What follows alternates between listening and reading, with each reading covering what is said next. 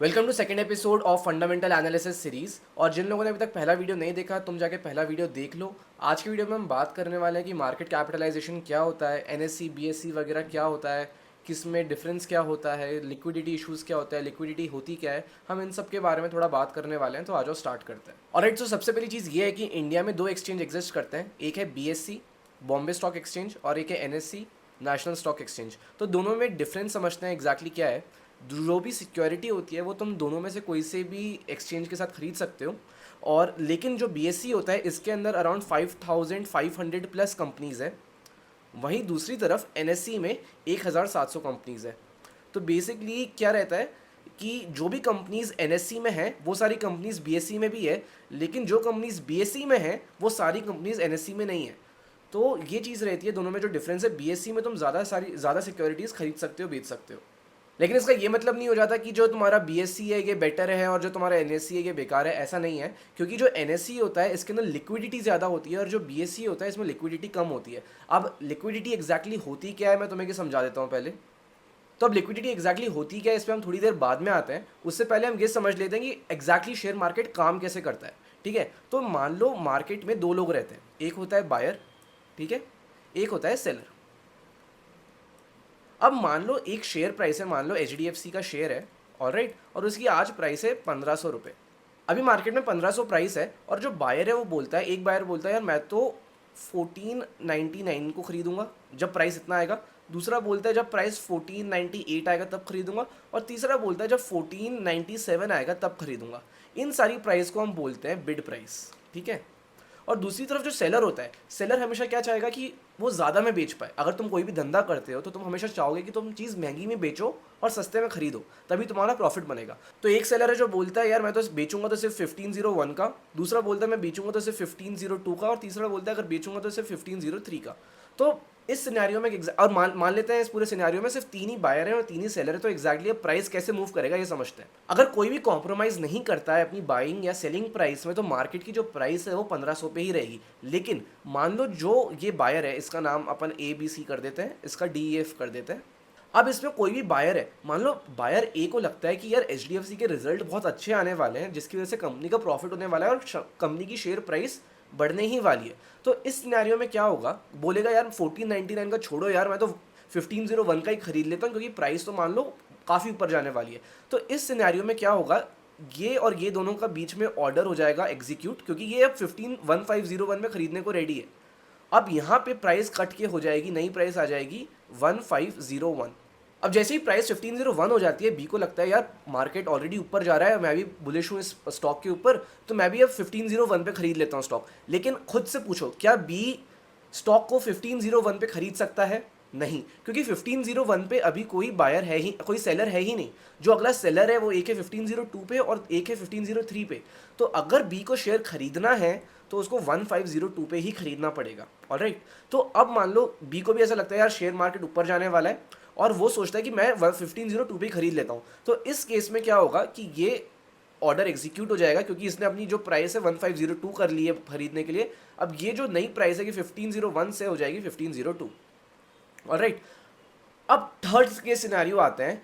अब जो सी है मार्केट में, उसके जो भी सेंटीमेंट्स है, उसको लगता है यार 1503 पे तो कोई खरीद ही नहीं रहा है और वो नेगेटिव है बैंक के सेंटीमेंट्स के लिए। उसको लगता है कि हो सकता है एचडीएफसी बैंक ने उतना अच्छा परफॉर्म नहीं किया है ये क्वार्टर में, और उसको लगता है कि शेयर प्राइस यहाँ से गिर सकती है।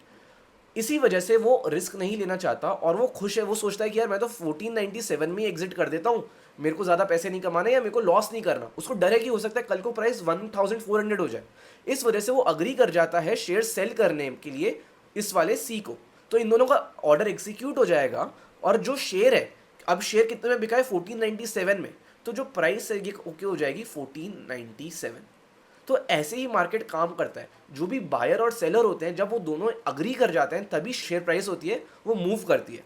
तो अब जितने भी लोग यहाँ पे बाय करने को रेडी है या अपनी बाइंग प्राइस देखते हैं, इसको हम बोलते हैं बिड, बाइंग प्राइस। और दूसरी तरफ जितने भी लोग हैं जो बोलते हैं हम इस प्राइस पे बेचेंगे, इसको हम बोलते हैं आस्क प्राइस। जो भी लोग आस्क करते हैं हम इनको बोलते हैं नंबर ऑफ सेलर्स। जो भी लोग बिड प्राइस लगाते हैं ये कैटेगरी में आ जाते हैं नंबर ऑफ बायर्स में।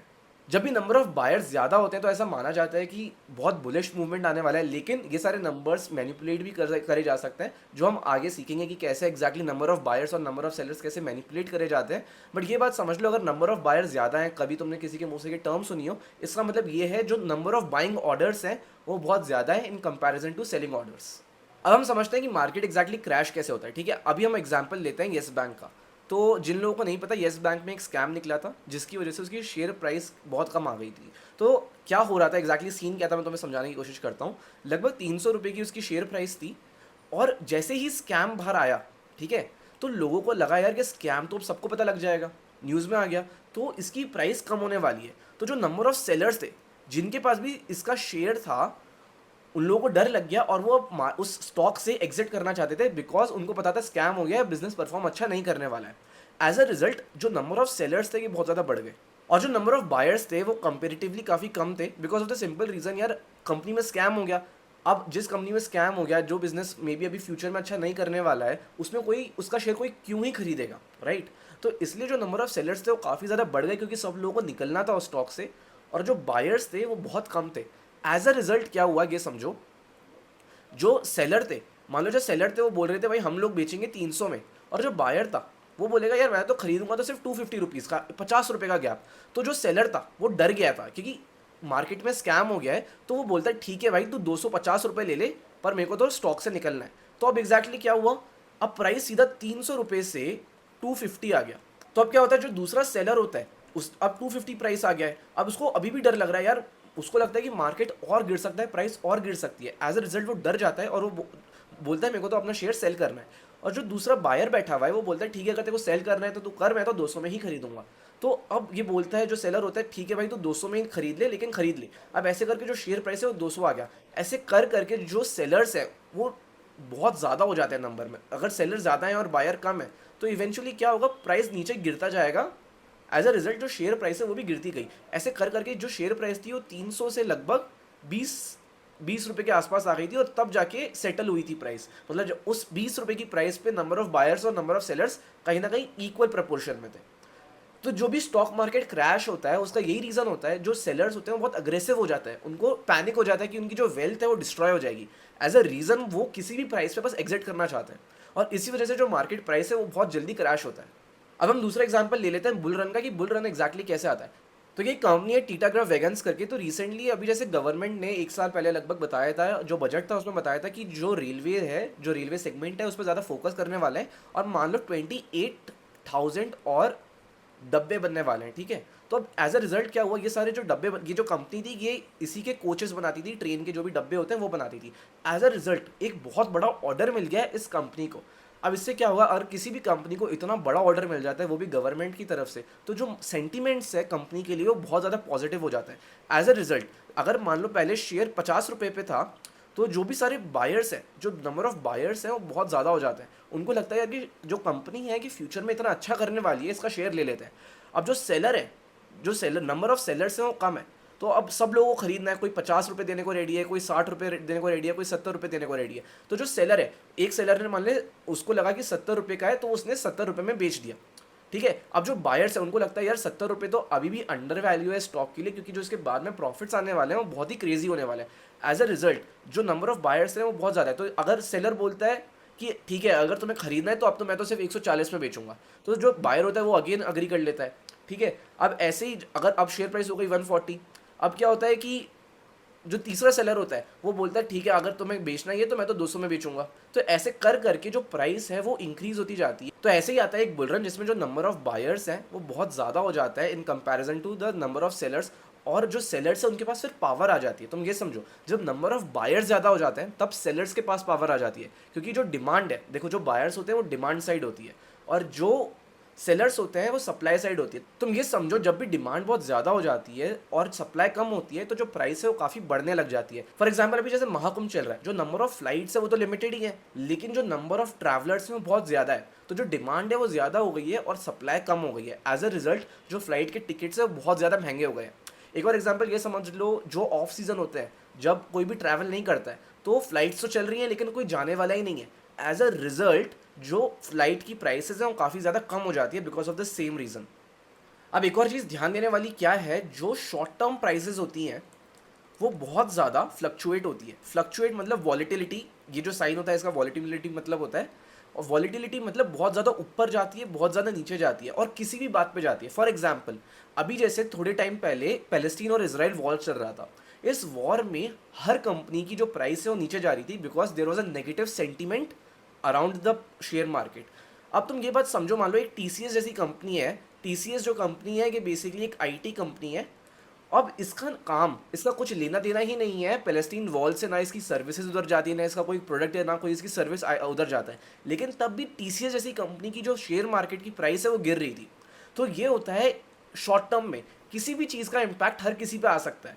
ठीक है, अभी से कोविड हुआ था, तो कोविड में पूरा शेयर मार्केट गिर गया था बिकॉज ऑफ दिस रीज़न कि लोगों को बहुत ज़्यादा फियर हो गया था, पैनिक हो गया था। तो बेसिकली मैं ये बताना चाह रहा हूँ, जो शॉर्ट टर्म होता है इसमें जो प्राइसेज हैं ये बहुत ज़्यादा ऊपर भी जा सकती है, बहुत ज़्यादा नीचे भी जा सकती है। लेकिन लॉन्ग टर्म में अगर कंपनी का जो बिजनेस है वो अच्छा परफॉर्म करता है तो शेयर मार्केट की प्राइस ऊपर जाएगी, और अगर बिजनेस गंदा परफॉर्म करता है तो जो शेयर मार्केट की प्राइसेस है वो नीचे जाएगी। सिंपल सी बात है, जैसा बिजनेस करेगा वैसी ही कंपनी परफॉर्म करेगी।